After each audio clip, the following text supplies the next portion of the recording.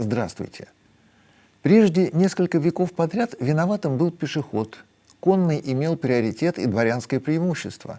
Поэтому любой пеший не только уступал конному, но и подлежал немедленному наказанию. Бить пешего разрешалось не обязательно за провинность, но и ради удовольствия. Затем на пару веков ситуация изменилась. Пешеход получил приоритет, автомобиль получил поражение в правах. Пешехода перестали наказывать, начали ценить, дали ему гражданские права. Водителя стали не только наказывать, но и ущемлять, принуждать, ограничивать, в том числе в гражданских правах.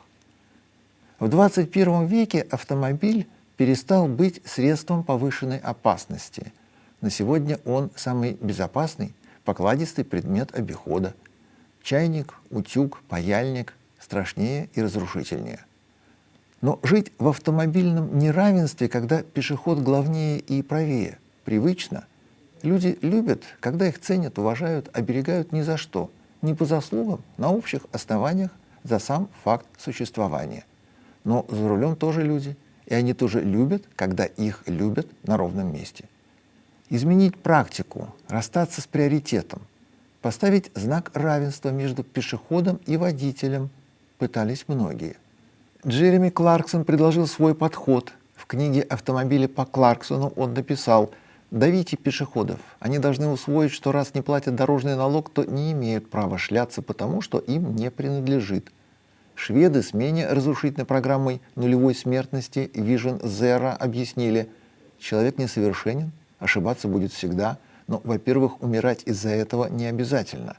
Во-вторых, главные виновники не участники движения, а проектировщики и строители, на чьих дорогах возможен наезд на пешехода. Поэтому важнейшим в урегулировании конфликта человека и автомобиля становится дорога, спроектированная таким образом, чтобы их маршруты не пересекались. В России поступили проще и определили квоту на разрешенное количество смертей, закрепив ее в федеральной целевой программе по борьбе с безопасностью на дорогах. Если квота не превышена и за год на дорогах убито разрешенное количество людей, значит все в порядке. Вице-президент Движения автомобилистов России, почетный адвокат Российской Федерации Леонид Ольшанский, первым в стране начавший защищать автомобилистов, предлагает наказывать пешеходов. Для начала не всех, а лишь тех, кто пересекает проезжую часть в наушниках и с телефоном в руках. Нам нужен такой штраф. Водителей со всех сторон прижали. По телефону говорить нельзя. Детское кресло обязали ставить. А пешеход все еще находится вне наказания. Думаю, что за это дело надо выписывать пару тысяч рублей, отслеживать по камерам. Контроль возложить на сотрудников ГАИ. Сегодня полиция проводит очень много рейдов. Теперь к ним добавится еще и охота на телефоны и наушники. Пешеход в России интересен ГАИ только для выполнения плана. Когда в конце смены не хватает протоколов, инспекторы начинают ловить пешеходов в основном за переход в неположенном месте. За это полагается штраф 500 рублей, что инспектору с ипотекой, кредитом, 2 детьми невыгодно. Штраф в 2000 рублей за переход в положенном месте выглядит перспективным. Тем более, когда не надо вступать в диалог, выписывать протокол, объяснять права и обязанности лица, привлекаемого к административной ответственности, и достаточно камеры на столбе с функцией распознавания лиц. В России, где любая проблема решается штрафами, наказаниями, репрессиями, знак равенства между пешеходами и водителями будет поставлен не в том, что у людей пешком и людей за рулем соблюдаются права, а в том, что и тех, и других обязательно накажут. Договариваться по-хорошему в России не принято, и никто не станет. Полковника ГАИ Сафонова мы забыли почти сразу. Он мелькнул золотым унитазом, но выглядел буднично со своими взятками на 19 миллионов рублей на фоне более результативного полковника МВД Захарченко с его 8 миллиардами рублей, и тем более на фоне полковника ФСБ Черкалина с 12 миллиардами рублей. Сафонов – начальник ГАИ Ставрополья. Кормился с должности 9 лет, должность покупная. Чтобы стать главным придорожным полицейским края, изрядно поиздержался, влез в кредиты, занимал в черной кассе, потом отдавал. Как полагается руководителю краевого управления, работу организовал с размахом, под себя забрал все виды профильного бизнеса, грамотно рассадил людей по важным направлениям, умело поставил на поток сбор взяток с дальнобойщиков, сделав проезд по своим землям платным для грузовиков, оставив частников на кормление низовым звеньям. Следствие установило, что полковник Сафонов не позднее 2013 года создал в Краевом управлении ГИБДД организованную преступную группу, в которую вошли сотрудники Краевой госавтоинспекции и местные предприниматели. Согласно материалам следствия, с 2017 года участники ОПГ начали продавать пропуска непроверяйки для грузовиков с перегрузом. Месячный абонемент на беспрепятственный проезд стоил от 6 до 10 тысяч рублей. То есть банда полковника трудилась по обычной схеме, как и любое другое подразделение ГАИ в любой другой области России.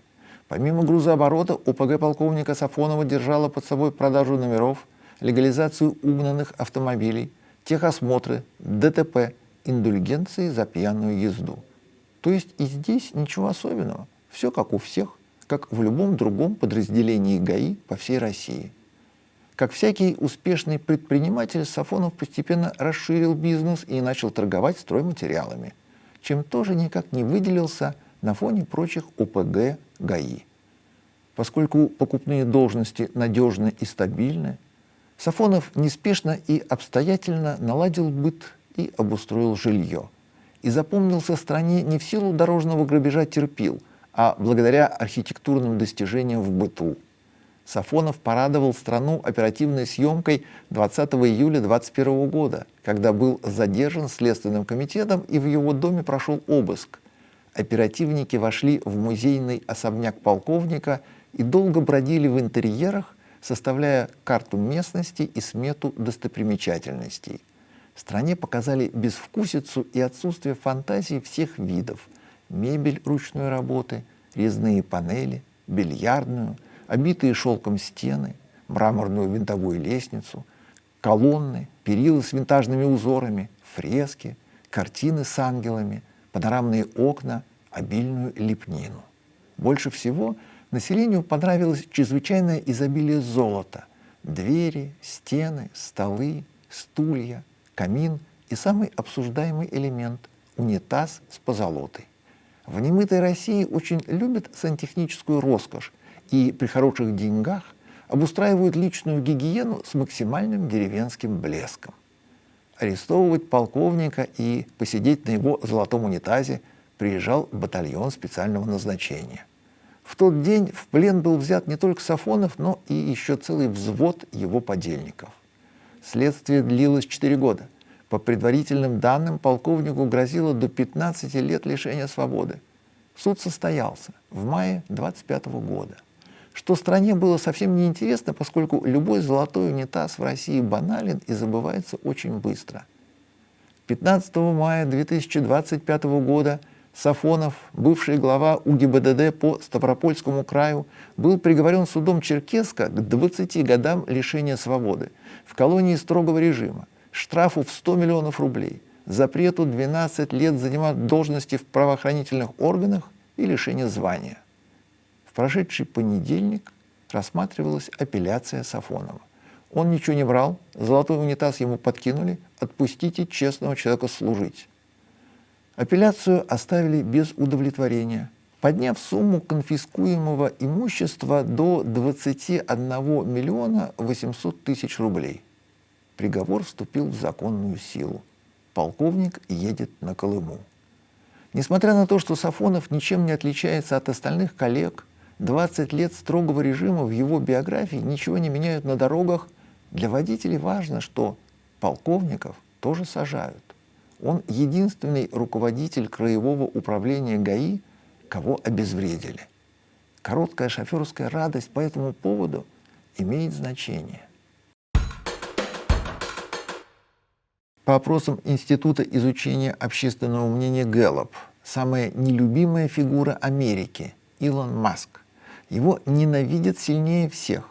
Он оказался на последнем месте в антирейтинге страны, в подобающем окружении, на соседних позициях плохого рейтинга с одинаковым уровнем общественного негодования Марко Рубио и Дональд Трамп.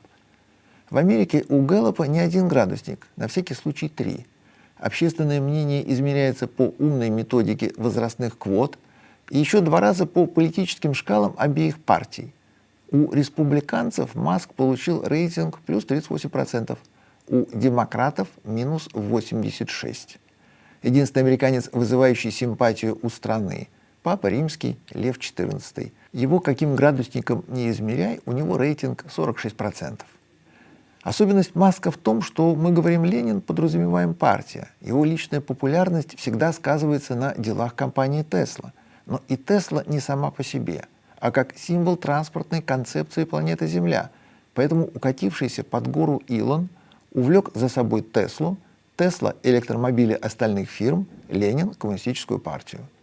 Падение Маска сдетонировало не только в отношении электромобилей, но и сказалось на самом свежем бизнесе Илона – закусочных Tesla Dinner. Личный Макдональдс Маск открыл 21 июля 2025 года в Лос-Анджелесе. Меню Tesla Dinner оказалось такое же завышенное, недоработанное, полное устаревших мемов, как и сами автомобили. Как отметила американская пресса, закусочная стала местом драмы, а также местом регулярных протестов против Илона Маска. Полноценно Tesla Dinner проработала только первый день. На завтра началось сокращение меню и увеличение очередей. Хотя и в первый день публике зарядить машину и заправиться самим приехало больше нужного, но на второй день клиенты остались в прежних количествах, а еды стало меньше. И она не понравилась. Она сразу не понравилась. Скандал вызвало каждое блюдо. Tesla Dinner не угодил ни видом, ни качеством, ни ценой. Поскольку в низкий рейтинг попал не только Маск, Рубио, Трамп, но и вызывающий сопоставимое отвращение Кеннеди, почему-то оказавшийся в эти дни министром здравоохранения. Спор у стойки с заказами случался даже по поводу масла, на котором в Tesla Dinner жарят картошку. Министр Кеннеди внезапно объявил растительное масло всеамериканским злом и потребовал от страны жарить любую еду только на говяжьем жире. Америка не успевает так быстро падать в пропасть, как это делает президент и его администрация, и после нескольких столетий картошки, жареной на растительном, отказывается от столь важного пункта меню, как животное. В штыки публика восприняла Tesla бургер за $13.50, обнаружив под этим псевдонимом привычной стране бургер Shake за $8. Обязательный для Америки хот-дог у Маска стоит $13, но и он не оригинальный, а из соседнего магазина, где по 3. Съев в первый день все, что было, на второй начались сокращения, меню оскудело, а шеф-повар Эрик Гринспен приступил к неумным оправданиям, не исправляя ситуацию, а объясняя, почему не станет лучше. Помимо всего, заявленное круглосуточным, заведение перешло на график с 6 утра до полуночи. Дальше, если кто хочет зарядить Теслу, сам заправиться не сможет и будет коротать время в здоровом понимании медицинского девиза «Ужин отдай врагу». Намерение сделать Tesla Dinner не единственным ларьком в Лос-Анджелесе, а развернуть во всеамериканский Макдональдс публика отнесла к обычным невыполнимым обещаниям Илона Маска, как и 250 тысяч кибертраков в год и миллион роботакси. Плохой рейтинг, плохой бизнес, плохие продажи совпали по времени с решением совета директоров компании Tesla выплатить Илону Маску $29 миллиардов. Быть самым плохим человеком в стране, самым нелюбимым, самым ненавидимым, оказывается, не всегда плохо. Русская примета «ругать идущего на экзамен» работает. Как только Илона Маска обругало максимальное количество американцев, он тут же получил максимальный платеж в своей жизни. Не все заметили, но Chevrolet Camaro больше нет, не выпускается. Его производство прекращено в прошлом году. Легендарный Camaro, один из символов Америки, теперь не делают. Причем это уже во второй раз. Первый раз Camaro закончили в 2002. Созданный ради борьбы с Фордом Мустангом, ставший самостоятельным явлением и сильным соперником, концерну GM Camaro надоел. И 23 года тому назад Chevrolet отправил машину в отставку. В последний год производства Camaro занимал в своем сегменте 3-е место. Ford Mustang, Dodge Challenger с отрывом ушли вперед, а Camaro остался. Ему поставили в вину низкую популярность и отказали в переходе на новую версию платформы Alpha. остановив генеалогию на 4-м поколении. Перед кончиной среди клиентов провели опрос, несколько раз переспросив, как они отнесутся к маленькому европейскому мотору с турбиной вместо большого американского атмосферника. Публика промямлила согласие, но GM решил, что проще ничего не делать, чем тратить рекламный бюджет на зомбирование клиентуры 4 цилиндрами, уговаривая, что они лучше 8. Производство было прекращено. Внезапно, в 2009 году, прототип нового Камаро появился в фильме «Трансформеры» в виде желтого автобота «Бамблби», после чего модель возродилась Фениксом и продержалась в производстве 5-м и 6-м поколением до декабря 2023 года. Это были очень красивые и во многом правильные машины. Хотя европейскую рядную 4 с турбиной им все-таки поставили. Но в гамме помимо мотора смешного объема, пакета с соком в 2 литра предлагались и полноценные двигатели V6 объемом 3,6 литра и правильный V8 объемом 6,2 литра. Заряженная версия Камаро ZL1 в 2017 показала время круга на Нюрбургринге 7:29, красиво предъявив 318 км в час. А теперь опять никакого Камаро и лишь мутные оправдания. Выпуск прекращен во 2-й раз. Но вместо безнадежной категоричности уклончивые сообщения пиар-отдела, что GM все же может еще раз попробовать Камаро. Основной конфликт в будущей ориентации. Президент General Motors Марк Ройс не только считает допустимым зеленую голубизну, но и даже готов к смене пола. Камаро может стать не только электромобилем, но и кроссовером. Марк Ройс – потомственный руководитель GM. Его отец тоже был президентом этой корпорации.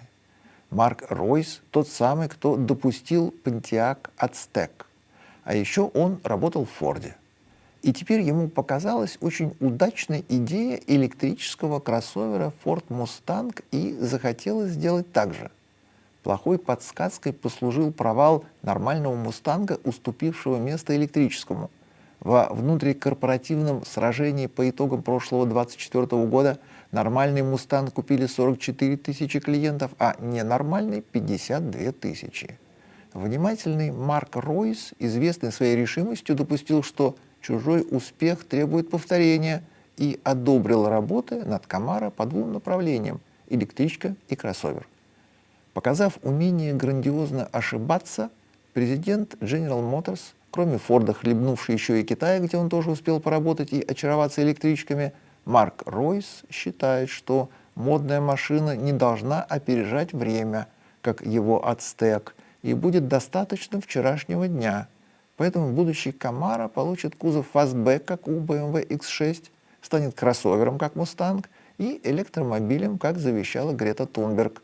Все 3 пункта позволят Камаро быть не хуже других, но и не лучше никого.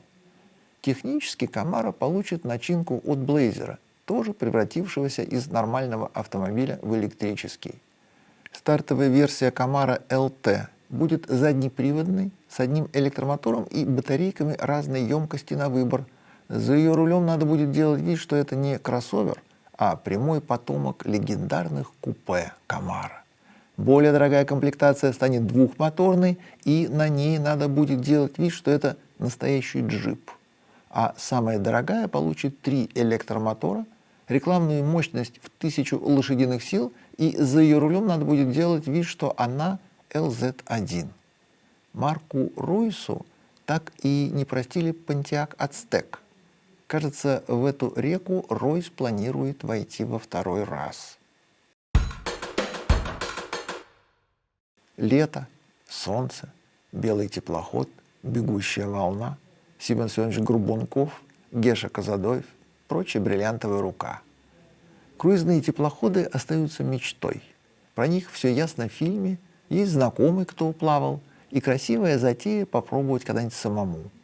В военно-морском флоте СССР термин «белый теплоход» означал службу на корабле дальней космической связи. В глазах непосвященных это выглядело 3-годичным круизом и казалось отличной возможностью шикарно отдохнуть за казенный счет. Круиз. Одна из самых красивых картин чуждого нам западного образа жизни. Недосягаемый уровень, невозможный комфорт, непростительная роскошь. как и сам теплоход, который всегда заграничный, всегда иномарка, всегда дорогой. СССР попытался строить свои круизные лайнеры, в основном финские, даже плавказармы военно-морского флота, и те заказывали за границей, поскольку своими руками получалась в основном плавтюрьма. Круизный лайнер дорогой на каждом этапе жизни и смерти. Его очень дорого строить, содержать, обслуживать и хоронить.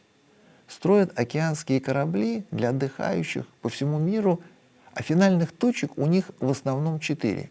Турецкая верфь в городе Алиага, верфь Читтагонг в Бангладеш, верфь Гадани в Пакистане и Аланг в Индии. Когда лайнер состарился, отработал 30 лет, потускнел обшивкой, вытерся коврами, устарел оборудованием, в последнее плавание он отправляется на одну из этих 4 судоразделочных верфей. С наибольшей вероятностью на самую большую в мире верфь Аланг в индийском штате Гуджарат. Этот завод по разборке кораблей возник в Индии в 1983 году. Он огромен. Береговая линия растянута на 15 километров. Вдоль нее расположено 183 дока прозекторских стола для судов. На разделке занято 15 тысяч человек. Утилизация корабля начинается с дефектовки и составления каталога деталей. В дело идет в первую очередь стальной корпус, ради которого и существует предприятие. Силовая установка, оборудование, интерьеры могут рассчитывать на продолжение жизни, на повторное использование, например, двигатель. Невиданной силы и безграничного ресурса его покупают, устраивая электрификацию потерянных городов и отсталых предприятий. И хотя размеры требуют строительства отдельного здания, получившаяся электростанция иногда остается единственным способом выбраться из каменного века. Работа в индийском Аланге кипит круглый год, клиенты стоят в очереди, швартуя корабли в ожидании. 75% стали завод распиливает, пакует, отправляет на переплавку сам, другие 25% отдает на аутсорс. Помимо железа, завод получает в качестве промышленных отходов стекло, текстиль, пластики. С ними все сложно. Рециклинга, то есть их полной переработки на 100% в Индии нет. В этом Индия и Россия братья навек. Российский утильсбор тоже не имеет отношения к рециклингу и не подразумевает переработки. Вести на утилизацию отравляющие вещества ни в России, ни в Индии некуда. Услуга во всем мире платная, всегда самая дорогая, а собственные технологии отсутствуют. Поэтому все опасные компоненты завод Аланг закапывает на заднем дворе, отравляя жизнь, природу, экологические показатели. Именно этим и обусловлено размещение подобных верфей на окраине цивилизации в Турции, Бангладеш, Пакистане, Индии, до которых в действительности нет дела ни одной Грети Тунберг, как никому нет дела ни до страны, ни до рабочих, ни до Мирового океана, куда через грунтовые воды неизбежно сливаются химические соединения погибших кораблей. На всех этих заводах постоянно что-то взрывается, горит, падает, каждый день кто-то погибает. Корабли отходят в мир иной, дав человечеству сдачи.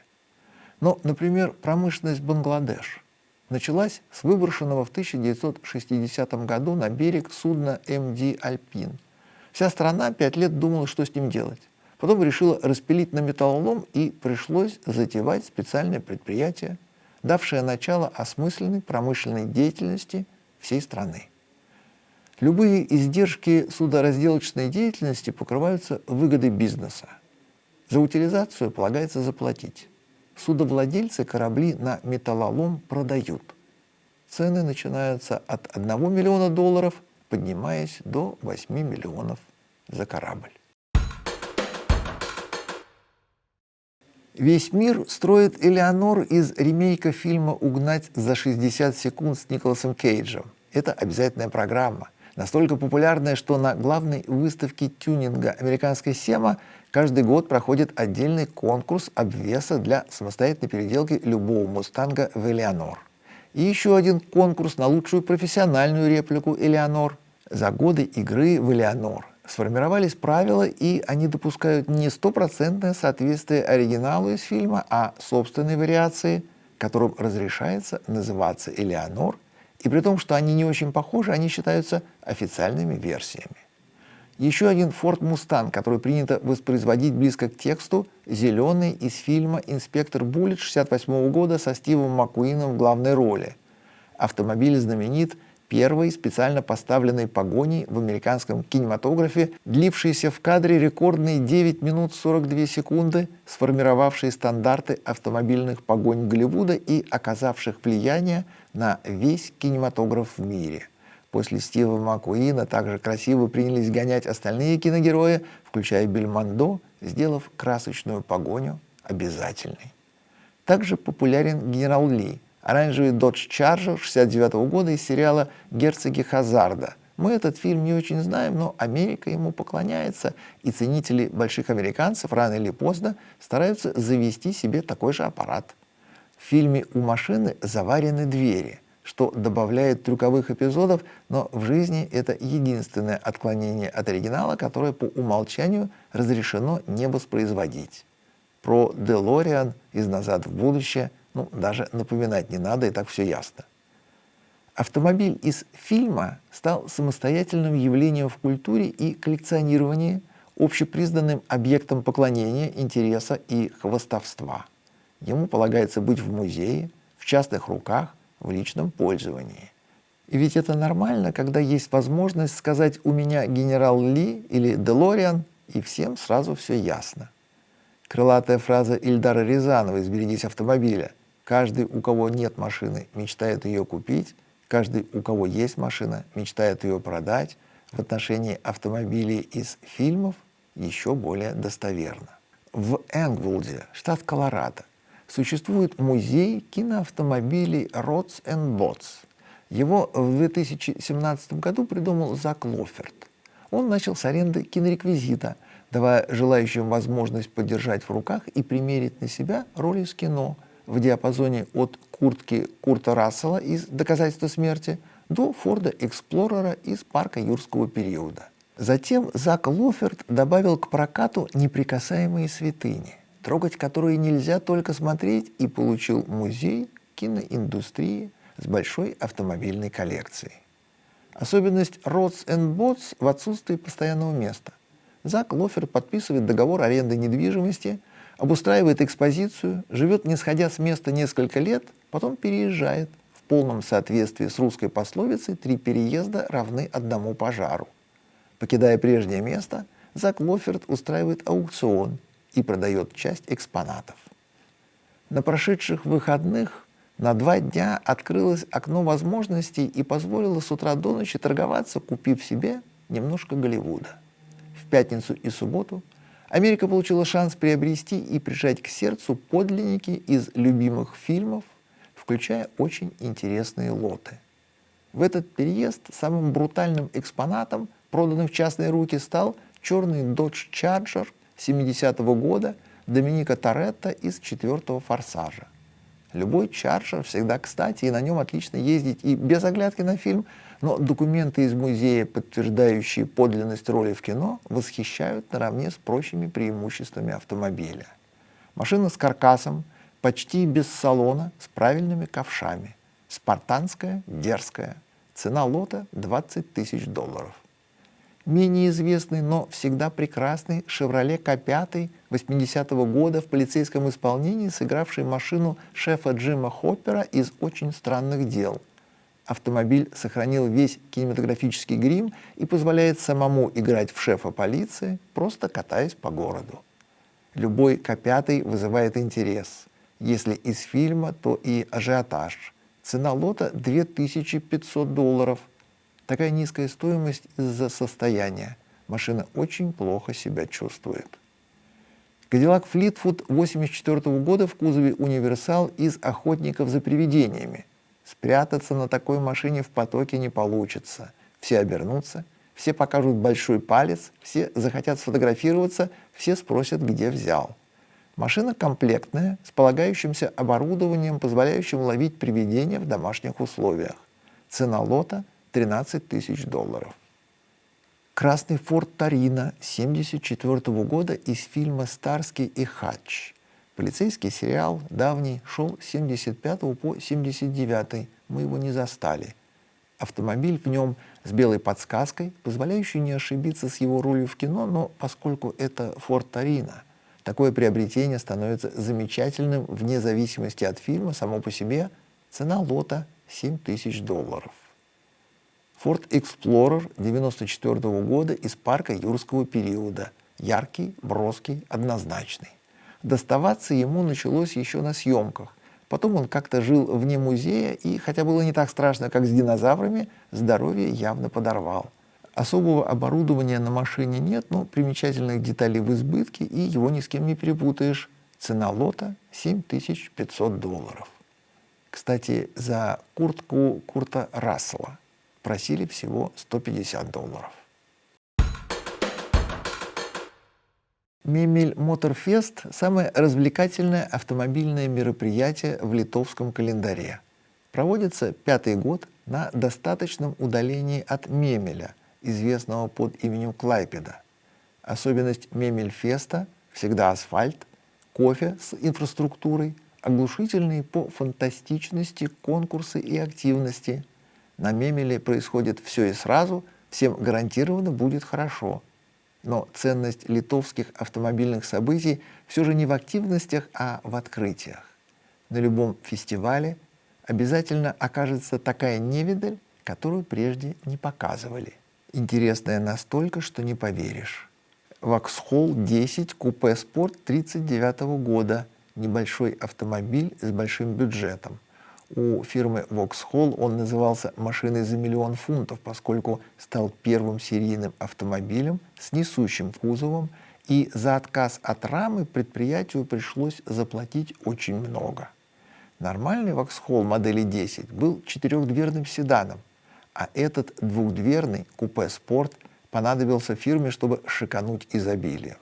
Но из-за оригинальности кузов мешался на главном конвейере и был выведен в отдельное производство, которое продиктовало свои технологии, и в результате автомобиль стал уникальным, редким, с ограниченным тиражом и, самое внезапное, единственным сохранившим раму. Цифра 10 в имени модели означает облагаемые налогом лошадиные силы, при том, что настоящая мощность гоночного мотора объемом 1200 кубиков составляла оглушительные 35 лошадиных сил. Автомобиль очень редкий. Выпускался только 1 год с 1939 по 1940. В Литву приехал 2 месяца тому назад. Это его дебют. Остин Принцесс Ван ден Плас 1962 года. Бельгийское кузовное ателье Ван ден Плас в Великобритании открыло филиал в 1913 году и означало гарантированный люкс. Остин нам неизвестен игроком высшей лиги, но помимо грузовиков и легковых машин для середняка, тайком от нас долго выпускал автомобили для аристократов. Задачей было изо всех сил казаться Роллс-Ройсом, что вполне удавалось. Первое время эта модель называлась Остин Принцесс, затем только Принцесс без Остин, потом Принцесс Ван ден Плас. Конкретно эта принцесса построена по заказу Министерства иностранных дел Великобритании для дипломатической службы и работала в Скандинавии, в посольстве, ожидая возможного визита королевы. Англичане проявили упрямство и для континентальной Европы руль оставили справа. Двигатель у принцессы рядная шестерка объемом 4 литра, мощностью 125 лошадиных сил. В Литве машина 2 года. Недавно получила новый салон и хорошо отшлифованную головку. Это один из ее первых выездов в люди.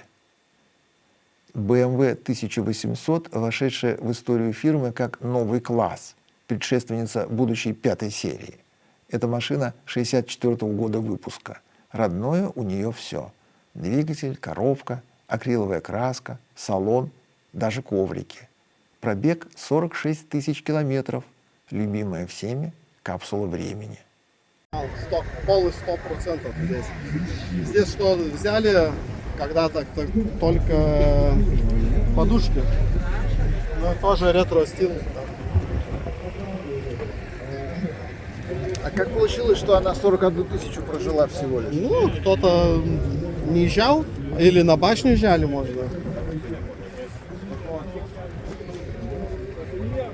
А мотор какой? 1.8 здесь. Один Вебер стоит, маленький. Может, посмотреть можно.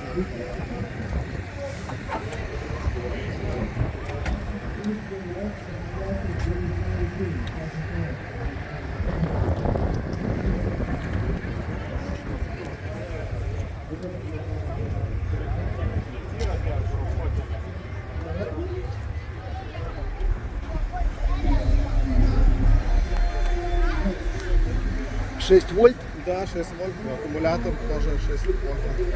но его сейчас не найти. Есть, можно. Делает на мотоциклы и на машины ретро делает. Ретро-стил там называется, что-то такого. А двигатель тот самый, который на Москвича потом, Нет, 12-го. москвич что-то там. Россия делала не так. Копию. А здесь оригинально, он работает прелестно. Она езжает без проблем. Я проехал 3000 километров уже. А давно она в Литве? 2 года уже.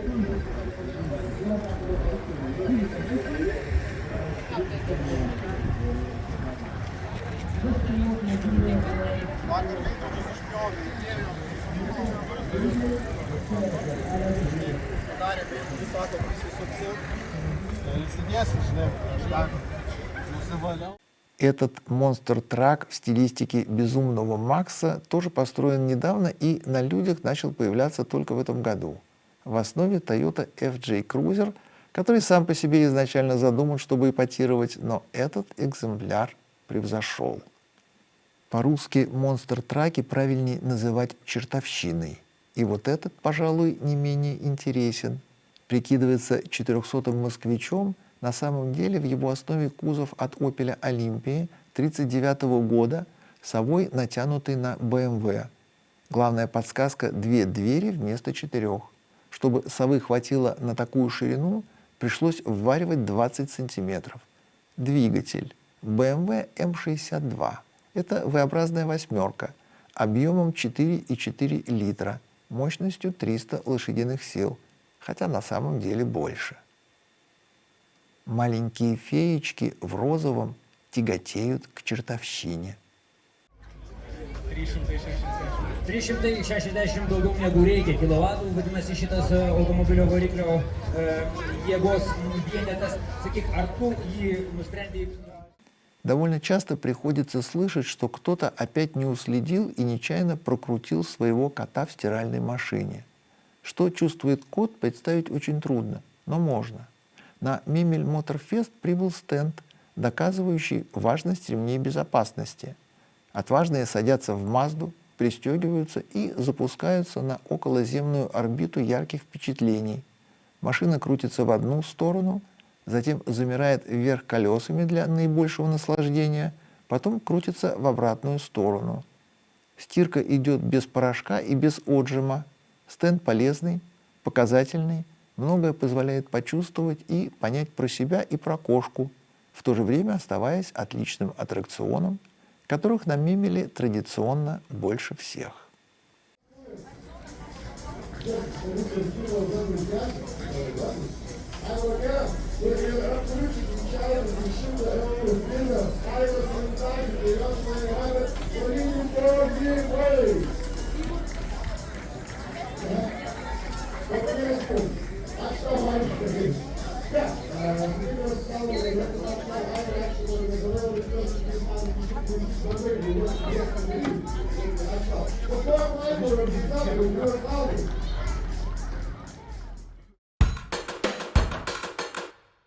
Вопросы, ответы, реплики. Роман Сидоро по поводу дефицита бензина в России. Встали с колен от страны бензоколонки к стране канистре. АА. Переизбыток нефти на внутреннем рынке привел к ее подорожанию. Адам Смит перевернулся в гробу вместе с бородатыми немцами. Плешивый чмоль-пу. Ну, Анатолий, зря вы так про себя. Русских исправить невозможно. В любой арабской стране при относительно небольших запасах нефти и газа живут лучше, чем среднестатистический россиянин. и коррупции там нет. Пушкин писал: «Пугая внешними врагами, нас убивают изнутри, и не меняется веками девиз царей: воруй и ври». На сегодня все. До свидания.